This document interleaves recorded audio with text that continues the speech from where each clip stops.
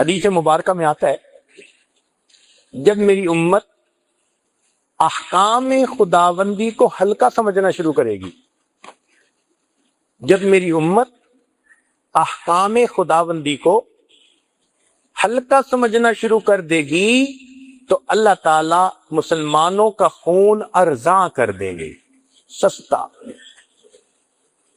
10 مرے، 20 مرے، 50 مرے۔ یہ مسلمانوں کا خون ارزاں کیوں ہوا؟ ہم نے احکام شریعت کو ہلکا سمجھنا شروع کر دیا۔ اگر ہم ان کو بیچ دیتے تو اللہ رب العزت مسلمانوں کی جان کی بھی قیمت بڑھا دیتے۔ حدیث مبارکہ میں ہے کہ جب قوم زکوٰۃ کو تاوان سمجھنے لگے اللہ تعالیٰ بارشوں سے محروم کر دیتے۔ اب ہمیں پکا یقین ہو اس کے اوپر، چنانچہ ایک مثال سے یہ بات تھوڑا اور ایکسپلین کریں۔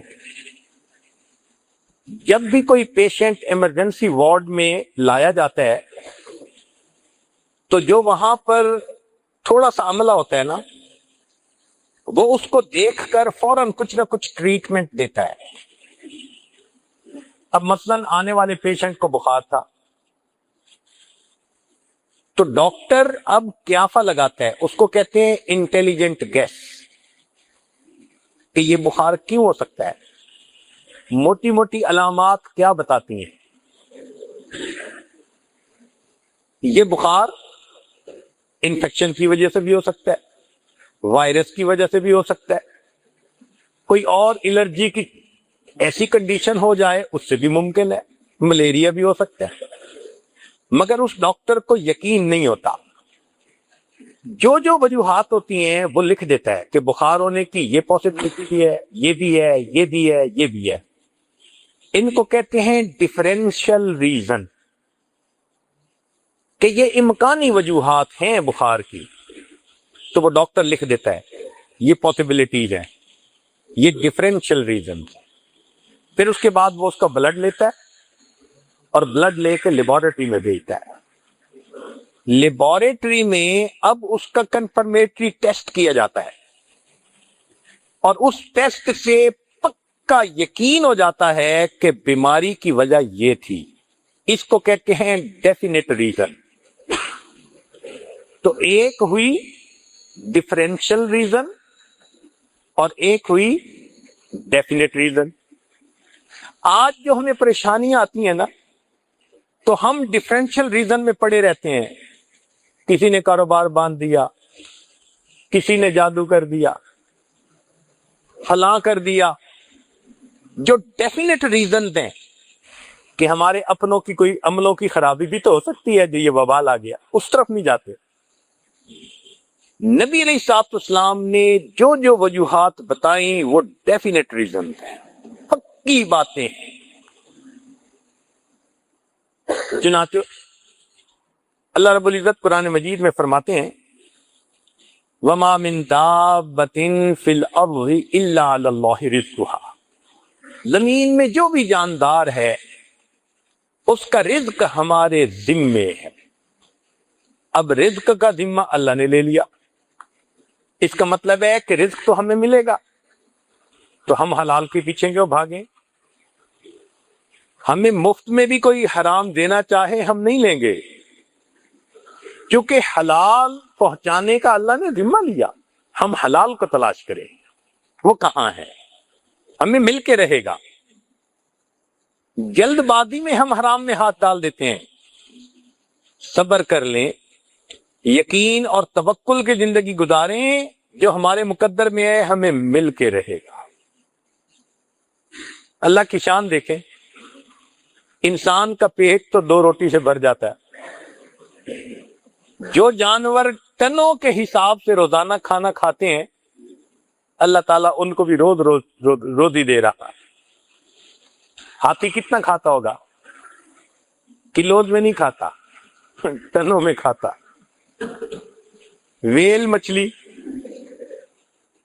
ٹنوں میں کھاتی ہوگی۔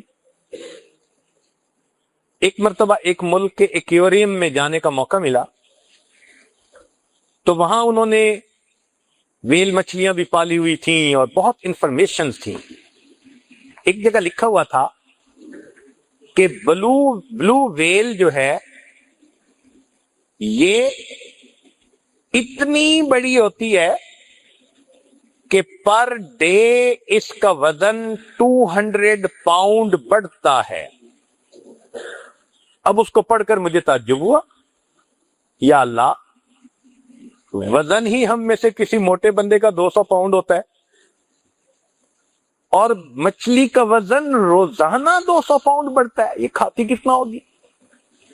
تو میں نے ایک آدمی کو بلایا جو وہاں ڈیوٹی پہ متعین تھا. میں نے کہا اس کے لکھنے میں کوئی فرق تو نہیں پڑا کہ کوئی ڈیجٹ کی آگے پیچھے فرق لگ گیا؟ اس نے کہا نہیں سر، ہم نے احتیاط سے 200 لکھا ہے، وگرنہ بعض ویل مچھلیوں کا وزن مور دین 250 پاؤنڈ پر ڈے بڑھتا ہے. اور پتہ ہے کہ اس کا رزق کیا ہے؟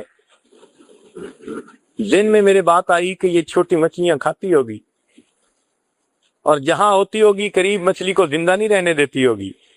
انہوں نے کہا نہیں، مچھلی نہیں کھاتی. تو بھئی کیا کھاتی ہے؟ انہوں نے کہا جی کہ سمندر کے اندر چھوٹا چھوٹا بیکٹیریا، مائکرو آرگنزم اسے کہتے ہیں، وہ ڈیولپ ہو جاتا ہے. تو یہ پانی کو لیتی ہے اور اللہ نے اس کے جو گلچھڑے بنائے ہیں وہ فلٹر کی مانند ہیں، سکرینے ہیں. یہ ان میں سے فلٹر کر کے پانی کو نکال دیتی ہے.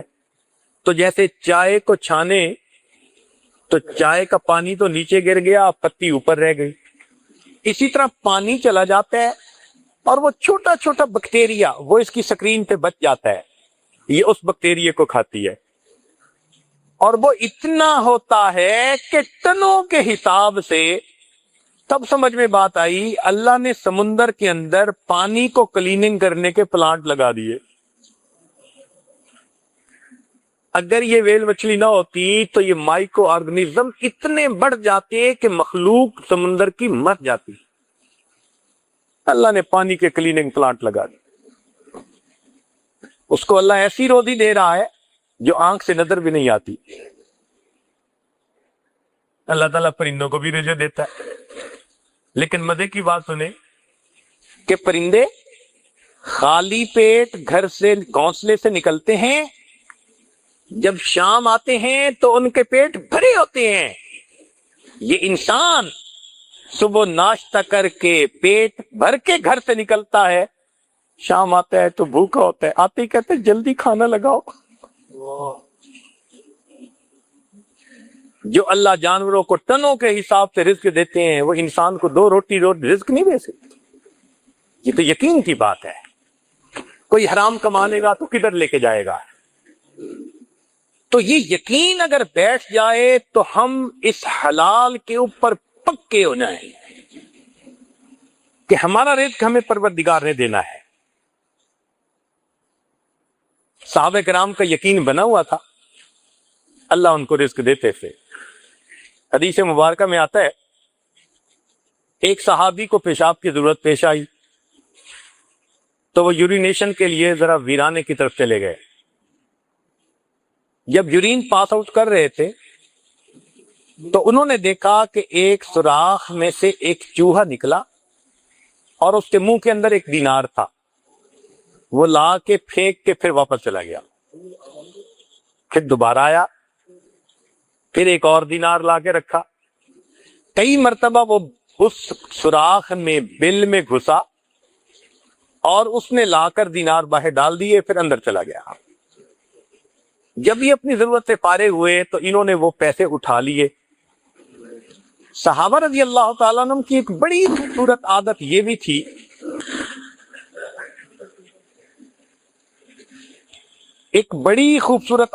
بھی تھی کہ جب بھی کوئی نئی بات پیش آتی تو وہ نبی علیہ الصلوۃ والسلام سے ضرور پوچھا کرتے تھے. چنانچہ وہ صحابی نبی علیہ السلام کی خدمت میں حاضر ہوئے.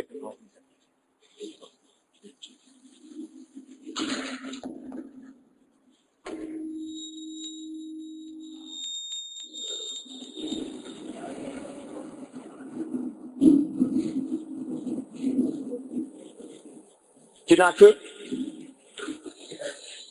وہ صحابی ان دینار کو لے کر نبی علیہ الصلوۃ والسلام کی خدمت میں حاضر ہوئے.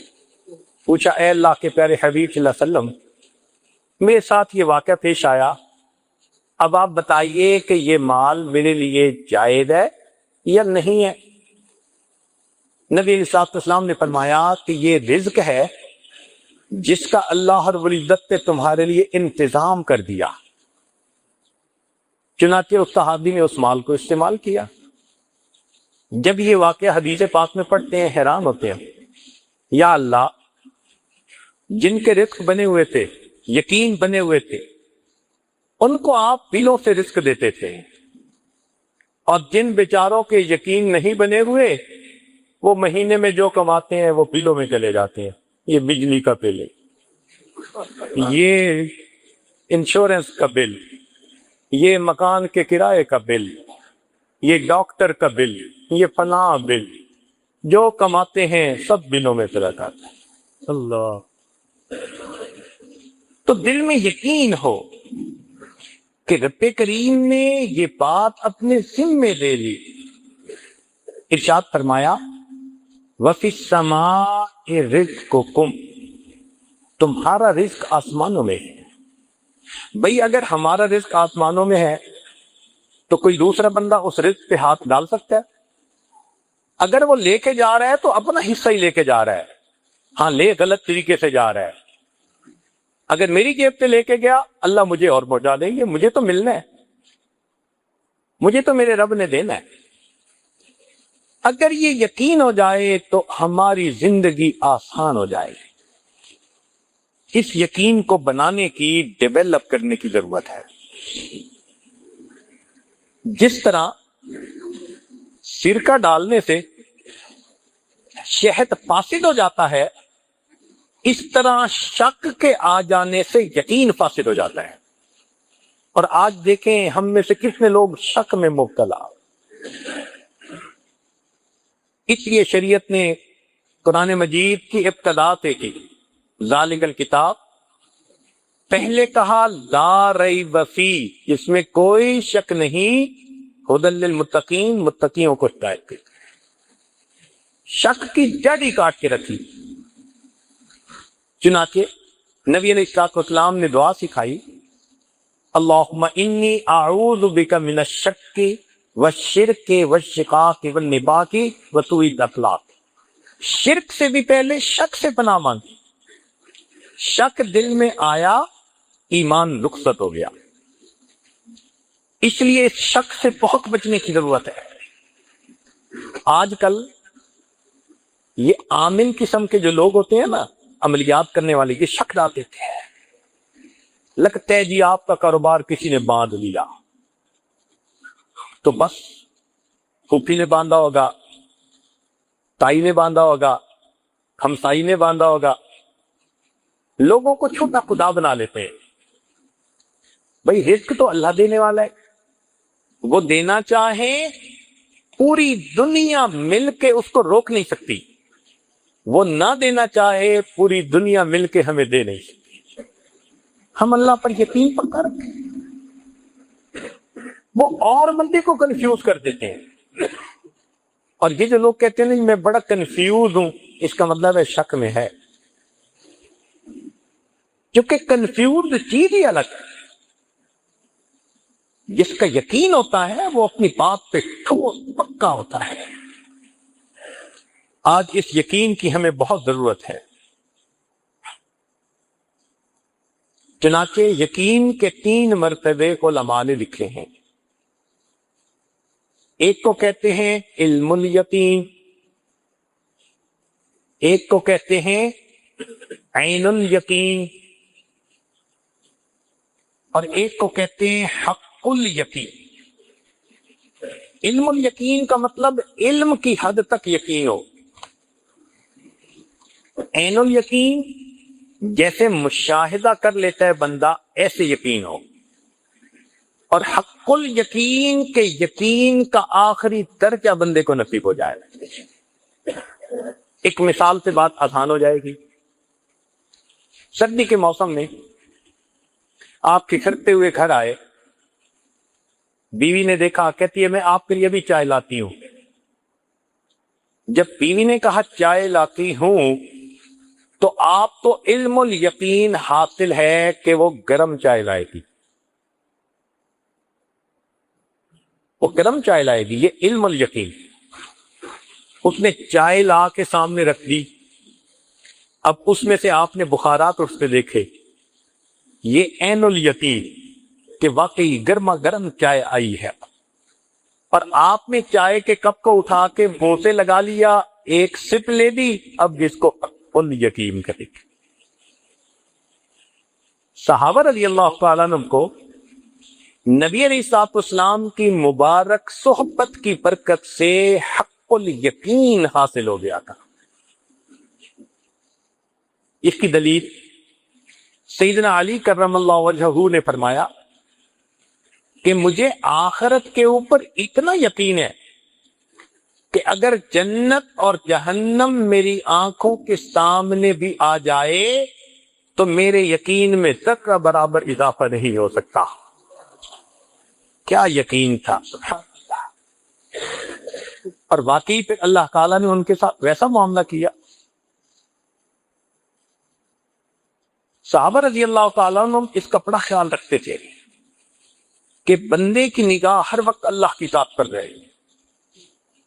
چنانچہ سیدنا عمر رضی اللہ تعالیٰ عنہ نے اپنے دور خلافت میں حضرت خالد بن ولید رضی اللہ عنہ کو پیغام بھیجا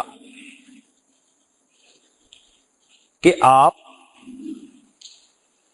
آج اپنے سپہ سالاری کے منصب سے معزول ہو گئے، اور جو پیغام لانے والے ہیں ابو عبیدہ ابن جراح رضی اللہ تعالی، یہ آپ کی جگہ سپہ سالار ہوگی۔ ہاں، آپ میرے پاس مدینہ آنا چاہیں تو موسٹ ویلکم، اور اگر عام سپاہی فوجی بن کر جہاد میں حصہ لینا چاہیں تو ویل اینڈ گڈ، یہ آپ کا چوائس ہے۔ حضرت عمر رضی اللہ تعالیٰ عنہ نے جیسے ورقہ پڑھا، اپنا چارج فوراً ہینڈ اوور کر دیا، اور خود ایک عام مجاہد بن کر اللہ کے راستے میں لڑنے کا فیصلہ کر لیا۔ اب یہ بڑا عجیب سا واقعہ تھا۔ کسی نے خالد بن ولید عنہ سے پوچھا کہ آپ کو یہ پیغام ملا، and with in a moment آپ نے اتنا بڑا ڈیسیژن میک کر لیا کہ جی ہاں میں ایک عام سپاہی کی طرح لڑوں گا، تو بڑا ٹف ہوتا ہے بندے کے لیے اس کو ڈائجسٹ کرنا، برداشت کرنا۔ تو آپ کو تو بڑی مشکل ہوئی ہوگی۔ ان کا بالکل نہیں۔ کا مشکل کیوں نہیں ہوئی؟ ان کا مشکل اس لیے نہیں ہوئی کہ جس اللہ رب العزت کو راضی کرنے کے لیے میں سپہ سالار بن کے لڑ رہا تھا، جب میں مجاہد بن کر لڑا پھر بھی اسی رب کو راضی کرنے کے لیے لڑ رہا تھا۔ مجھے تو کوئی عبرت ہی نہیں ہوا۔ کسی نے عمر رضی اللہ تعالیٰ عنہ سے سوال کیا، ان کا حضرت آپ نے امت کو اتنے بڑے عظیم سپہ سالار سے محروم کر دیا، کوئی ایسی خاص ریزن بھی نظر نہیں آتی، مگر ان کا ٹیلنٹ، ان کا ایکسپیرینس، ان کا معاملہ فہمی، ان کا وزڈم، وہ تو ایک ایسٹ تھا نا امت کا۔ تو جب آپ نے ان کو اس منصب سے اتارا تو امت تو اس سے محروم ہو گئی۔ تو عمر رضی اللہ عنہ نے جواب دیا کہ ہاں، وجہ یہ تھی کہ خالد بن ولید جہاں جا رہے تھے فتح ہو رہی تھی، فتح ہوتی تھی، لوگوں کے دل میں یہ بات آنے لگی تھی کہ خالد بن ولید جہاں جائیں گے فتح ہوگی، توجہ ادھر جانے لگی تھی۔ میں نے فوراً ان کی جگہ دوسرا سپہ سالار بنا دیا، پتہ اب بھی ہوگی میں نے امت کو ایک سپہ سالار سے تو محروم کر دیا، امت کی توجہ اللہ سے ہٹ جائے اس عمل سے ان کو روک دیا۔ توجہ اللہ کی طرف ہی رہی، اللہ کی مدد سے پتہ ہو رہی ہے۔ بندے تو اسباب ہیں،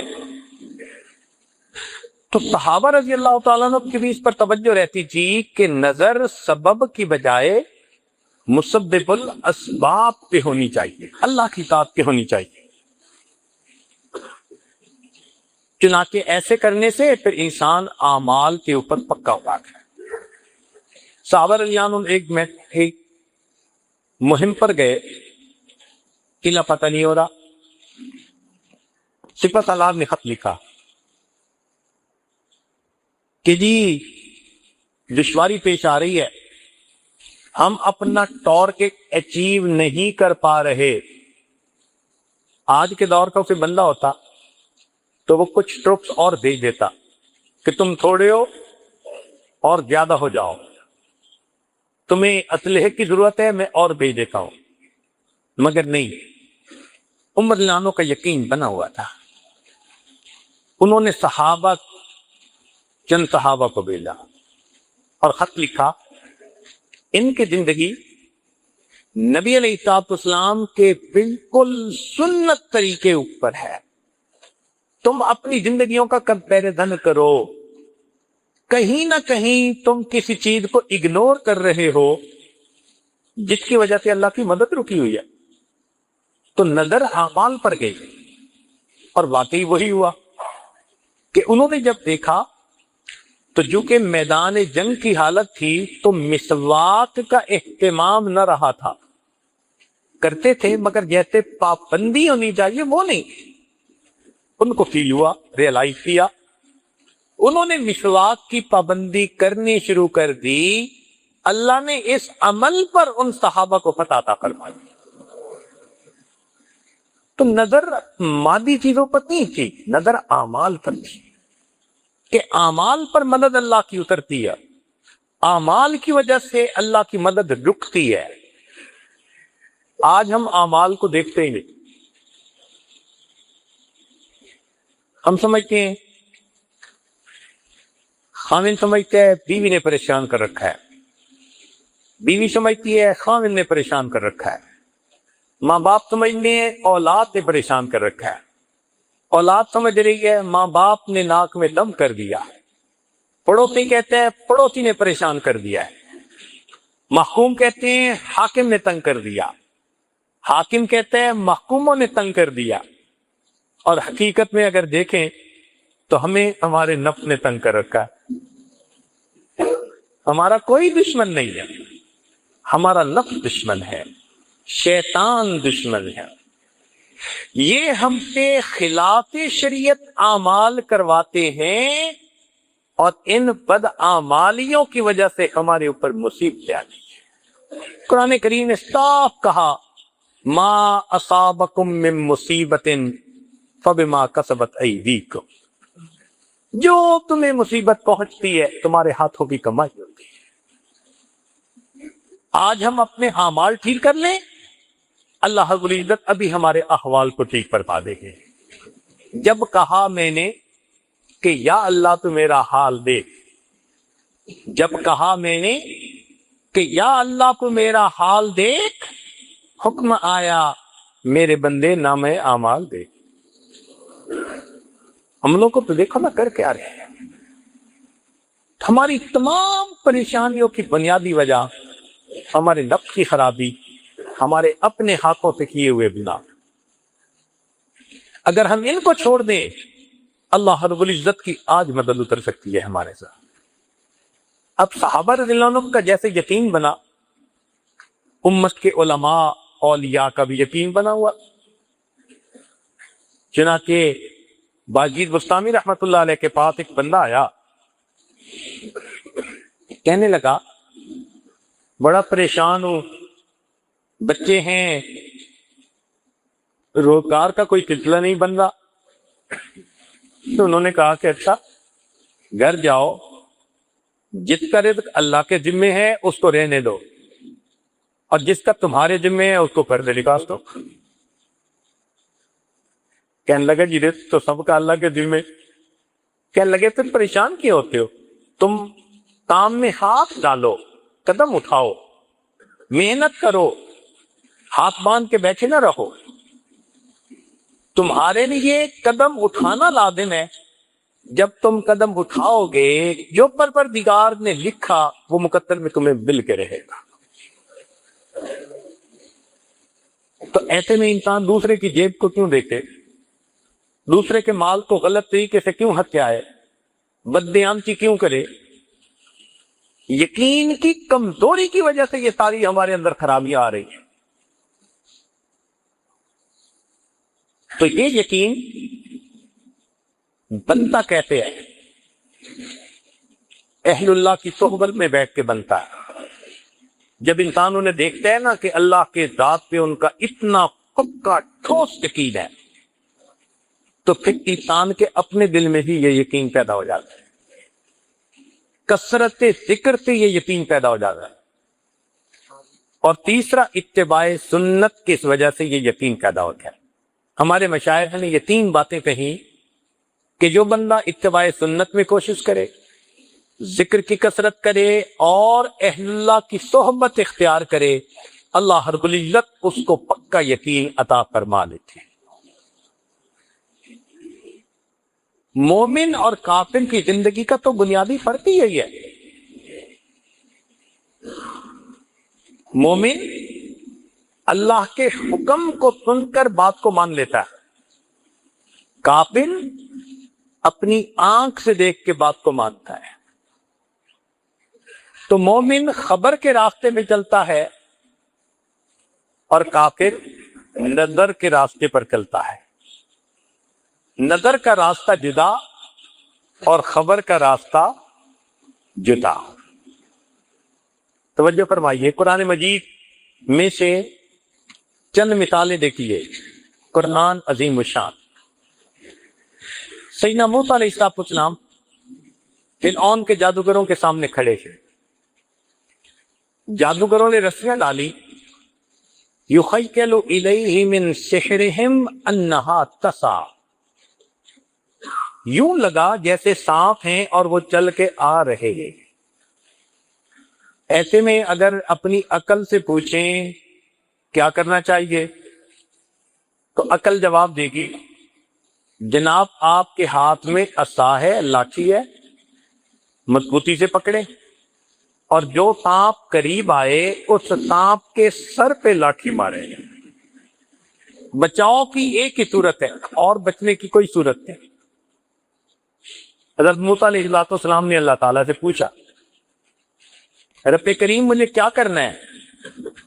اوپر سے خبر آ رہی ہے ان الق کے عصاک، اپنے عصا کو زمین پر ڈال دے. اب عقل چیختی ہے، چلاتی ہے، شور مچاتی ہے، یہ امید کا آخری سہارا. تو ڈنڈا بھی ہاتھ سے چھوڑ دو گے تو پھر تو تمہارے پاس ہی کچھ تھے، تم موت سے نہیں بچ سکتے. لیکن حضرت موسیٰ علیہ السلام اللہ کے پیغمبر تھے. انہوں نے وہ کیا جو اللہ کا حکم ہے. آنکھ کچھ کہہ رہی ہے، خبر کچھ کہہ رہی ہے. آپ نے خبر پر عمل کرتے ہوئے جیسے عصا کو زمین پر ڈال